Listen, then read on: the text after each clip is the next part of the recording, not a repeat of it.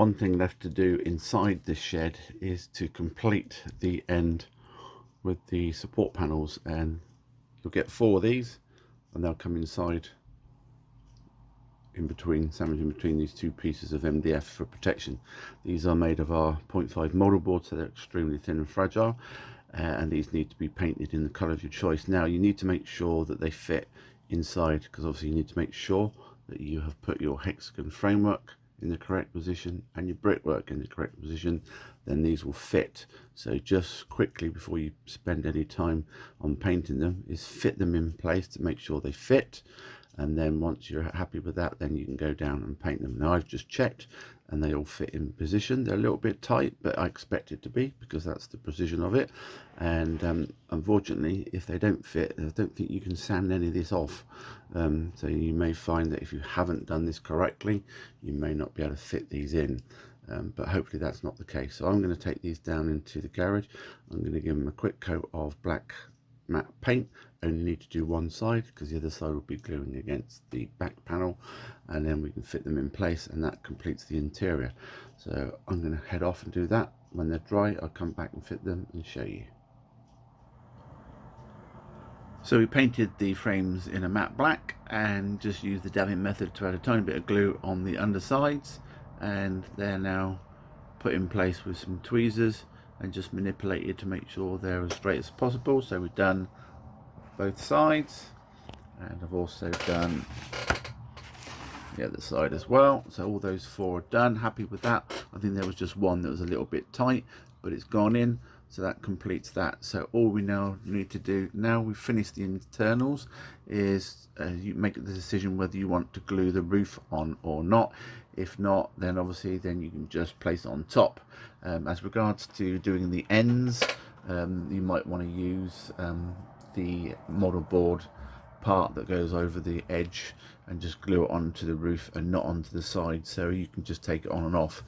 Still haven't decided whether to glue mine on or not yet, but we've done that part, so we can complete that bit and we'll move on to the next part, which will be the edges.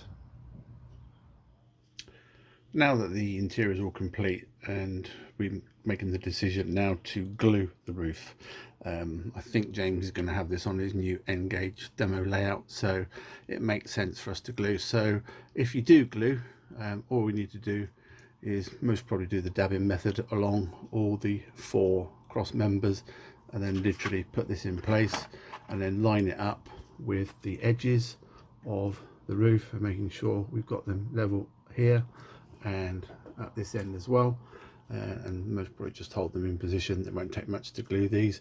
You might just want to glue one side on and still have another side left open so you can still see in it, but for purposes of this demo we're going to glue both of the roof panels on. So I'll glue those on, come back and show you when that's done.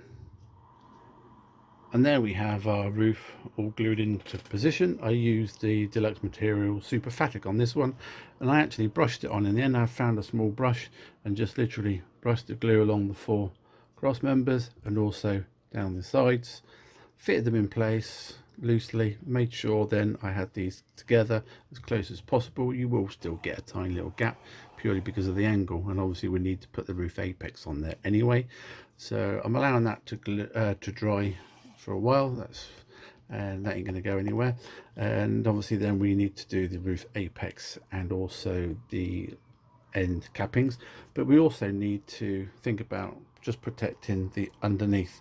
So while I'm waiting for that to dry, I can put this on its side.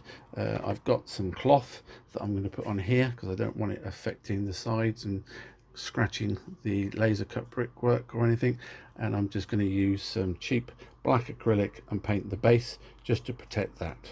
So that's what I will be doing next. And that is a couple of coats of cheap Crawford's black acrylic paint from the works, a couple of quid, a couple of coats. That will protect the base, although you'll be gluing it to your baseboard no doubt. It just protects your MDF base from any kind of moisture if you're up in the loft or shed or wherever.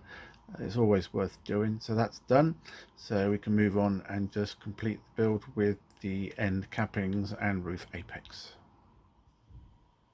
So we're now approaching the final parts of the build, and these are the two end cappings that go on to your end of your depot that will cover the gap between the roof and the cladding. Now there is a small cut line halfway down which will allow you to fold it, and also an engraved line down the end, so you might need to have a steel rule or something. This is 0.5 model board. I most probably will do it in 0.4 or even 0.3 when it comes to production. It's a little bit thinner and easier to fold, and obviously then you can just fold it and glue it onto the end of your depots. And what I'm going to do is I'll most probably hand paint these in a grey acrylic.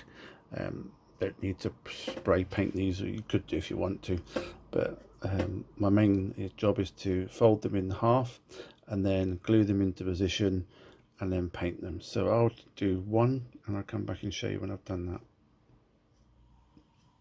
So that's my end cappings done.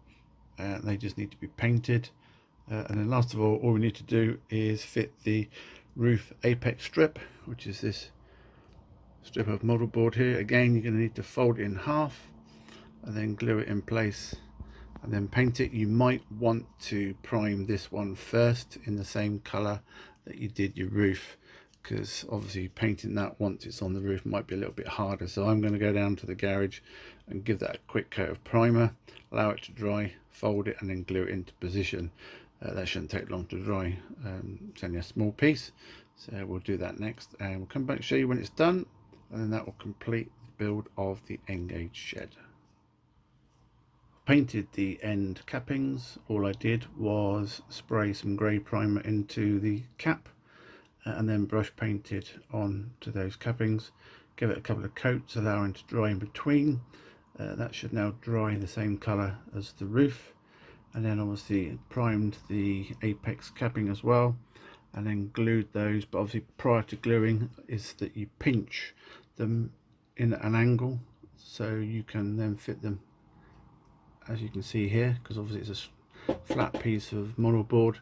There are individual tiles but they are linked together, so you should just be able to pinch each one at enough angle and then obviously glue underneath, fit it in position, making sure it's as straight as possible.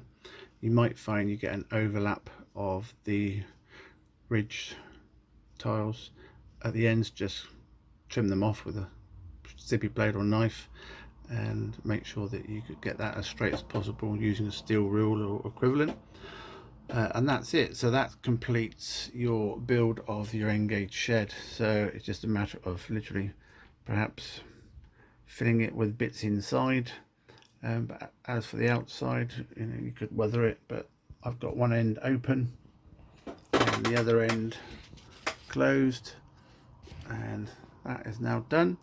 So hopefully that has been explained to you how to build the N-Gage shed. I'll separate this into a number of videos to make it easier, so you can build it over a few days. But there you go, that's my N-Gage depot completed, and enjoy your build too. Thanks for watching and we'll see you again very soon. Thank you, cheers, bye bye.